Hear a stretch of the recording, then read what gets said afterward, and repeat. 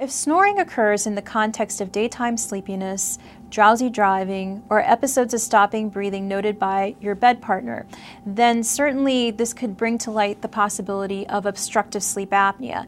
And in that case, you would want to make sure that you discuss it with your physician. If snoring is what we call primary snoring, which is not related to obstructive sleep apnea, then there are several strategies that can be implemented to help out with this. The first are positional techniques, so sleeping off of your back. And the reason for this is if you're sleeping on your back, then the airway tends to be more collapsible and snoring is more likely to manifest itself.